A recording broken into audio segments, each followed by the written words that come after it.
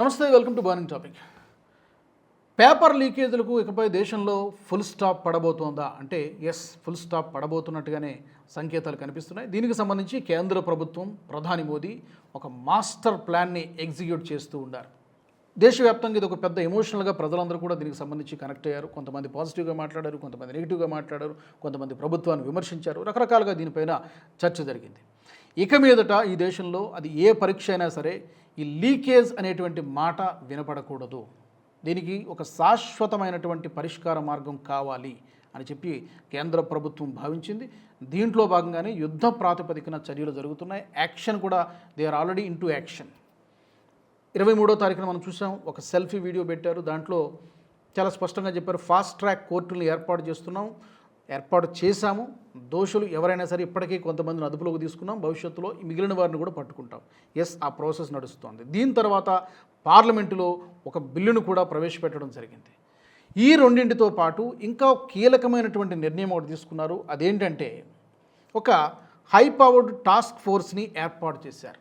గతంలో ఎప్పుడు కూడా ఈ ప్రయత్నం అసలు జరగలేదు. ఏదో తూతూ మంత్రంగా విచారణ చేయడము, ఎవరో 2-3 సభ్యులు పెట్టి ఎంక్వైరీ చేయడం జరిగింది. కానీ ఒక హై పవర్డ్ టాస్క్ ఫోర్స్ని ఏర్పాటు చేయడం అనేది ఫస్ట్ టైం జరుగుతోంది. దీంట్లో 6 సభ్యులు ఉన్నారు. ఆ 6 సభ్యులు కూడా ఎవరు? కేవలం విద్యావేత్తలు మాత్రమే కాదు, వాళ్ళు వివిధ రంగాలకు చెందినటువంటి ప్రముఖులు. ఈ ఎంటైర్ టాస్క్ ఫోర్స్కి, హై పవర్ టాస్క్ ఫోర్స్కి నందన్ నీలేకని గారు చైర్మన్గా వ్యవహరిస్తున్నారు. అతను ఒక టెక్నాలజీ ఎక్స్పర్టు, ఆధార్ సృష్టికర్తను కూడా మనం చెప్పుకోవచ్చు. ఇతడు ఓవరాల్గా ఈ ఎగ్జామినేషన్ రిఫార్మ్స్ అంటే ఈ పరీక్షా విధానానికి సంబంధించి సంస్కరణలకి ఇతనే ముందుండి లీడ్ చేయబోతున్నారు ఈ టాస్క్ ఫోర్స్ని. పర్టికులర్గా ఇతను ఫోకస్ ఏంటంటే డిజిటల్ ట్రాన్స్ఫర్మేషను, అలాగే ఈ పరీక్షా విధానాన్ని ఏ విధంగా ప్రొటెక్ట్ చేయాలి, లీక్ ప్రూఫ్ అంటారు చూసారా, అసలు లీక్ అవ్వడానికి ఆస్కారమే లేకుండా చేయాలి. AI based, artificial intelligence based reforms రాబోతున్నాయి. దీనికి నందన్ నీలేకని గారు ముందుండి నడిపించబోతున్నారు. ఆయన chairman, he's going to be the chairman. ఇక ఇంకొక ముఖ్యమైనటువంటి వ్యక్తి సోమనాథ్ గారు. అతను ఇస్రోకి గతంలో చైర్మన్గా వ్యవహరించినటువంటి వ్యక్తి సోమనాథ్. ఈయన పర్టికులర్గా ఎందుకు ఈ టాస్క్ ఫోర్స్లో యాడ్ చేశారంటే ఇతనే సలహాలు ఇస్తారు. టెక్నాలజీ ఆర్కిటెక్చర్కి సంబంధించి, సిస్టమ్స్ ఇంజనీరింగ్కి సంబంధించి, వీటికి సంబంధించి హై రిలయబిలిటీ ఇన్ఫ్రాస్ట్రక్చర్కి సంబంధించి సోమనాథ్ గారు ఈ యొక్క టాస్క్ ఫోర్స్కి సలహాదారుడుగా వ్యవహరిస్తారు. ఆయన గతంలో ఇస్రోకి చైర్మన్గా పనిచేశారు. ఇక 3వ వ్యక్తి తపన్ దేకా. అంటే ఇతను ఫార్మర్ ఇంటెలిజెన్స్ బ్యూరో చీఫ్గా కూడా పనిచేశారు. అంటే ఇతను ఎక్స్పర్ట్ దేంట్లో అంటే సెక్యూరిటీ, ఇంటెలిజెన్స్, అలాగే రిస్క్ అసెస్మెంట్కి సంబంధించి పేపర్ లీక్ కాకుండా ఏ విధంగా మనం ఎన్ని జాగ్రత్తలు తీసుకోవాలో వాటన్నిటిని కూడా తీసుకోవడంలో ఈ తపన్ కీలక పాత్ర పోషించబోతున్నారు. ఇక 4వ వ్యక్తి కామకోటి, డైరెక్టర్ ఆఫ్ ఐఐటి మెడ్రాస్కి డైరెక్టర్గా వ్యవహరిస్తున్నారు. పర్టికులర్గా ఇతను ఐఐటి మెడ్రాస్ విద్యారంగం నుంచి కాబట్టి ఈ technological inputs, artificial intelligence, cyber security, ఈ ఎగ్జామినేషన్ స్టాండర్డ్స్ ఏ విధంగా ఉండాలి, ఇంకేమైనా మెరుగుపరచవచ్చా, దీనికి సంబంధించి కామకోటి సలహాలు, సూచనలు ఇస్తారు.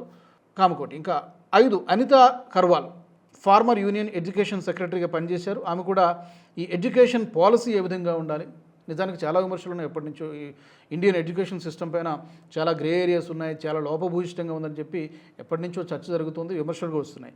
దానికి సంబంధించి కూడా అనితా కర్వాల్ సలహాలు, స్కూల్ కానీ, హైయర్ ఎడ్యుకేషన్ రిఫార్మ్స్ కానీ, ఎగ్జామినేషన్ అడ్మినిస్ట్రేషన్ కానీ, వీటికి సంబంధించి ఈమె సలహాలని, సూచనలు కూడా తీసుకోవడం జరుగుతుంది. ఇక last one Amrit Lal Meena, senior IAS officer, public అడ్మినిస్ట్రేషన్లో, లాజిస్టిక్స్లో చాలా అనుభవం ఉన్నటువంటి వ్యక్తి. సో ఈ 6 వ్యక్తుల సహకారంతో ఇప్పుడు ఒక స్ట్రక్చరల్ రిఫార్మ్స్, పూర్తి స్థాయిలో సంస్కరణల్ని పరీక్షా విధానంలో, అది పోటీ పరీక్షలు కావచ్చు, ఇతర పరీక్షలు కావచ్చు, పూర్తి స్థాయిలో ప్రక్షాళన జరగబోతోంది. టెక్నాలజీ డ్రివెన్, అలాగే ట్రాన్స్పరెంట్గా, లీక్ ప్రూఫ్గా చేయడానికి కేంద్ర ప్రభుత్వం పూర్తి స్థాయిలో రంగంలో దిగింది. ఇక మీదట నేను అనుకుంటున్నాను, ఆశిస్తున్నాను, ఈ పేపర్ లీకేజీలు అనేటువంటి మాట భారతదేశంలో వినపడదు. బహుశా కొంత టైం పట్టొచ్చు, 2 నెలలు 3 నెలలు టైం పట్టొచ్చు. బట్ డెఫినెట్గా పూర్తి స్థాయిలో కేంద్ర ప్రభుత్వం రంగంలోకి దిగినట్టుగానే కనబడుతుంది. ఎందుకంటే ఇది విద్యార్థుల యొక్క కష్టానికి, విద్యార్థుల యొక్క భవిష్యత్తుకు సంబంధించినటువంటి నిర్ణయం కాబట్టి దీన్ని చాలా చిత్తశుద్ధితోనే ప్రభుత్వం హ్యాండిల్ చేస్తున్నట్టుగా కనబడుతోంది.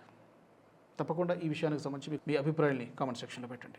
ఈ వీడియో మీకు నచ్చినట్టయితే లైక్ చేయండి, 10 మందికి షేర్ చేయండి. అలాగే కామెంట్ల రూపంలో మీ అభిప్రాయాలను మాతో పంచుకోండి. Nationalist hub group of channels ను సబ్స్క్రైబ్ చేసుకుని తెలుగునాట జాతీయవాద జర్నలిజాన్ని ప్రోత్సహించండి. ఈ వీడియో కింద ఉన్న బెల్ ఐకాన్ పై క్లిక్ చేయడం మర్చిపోవద్దు.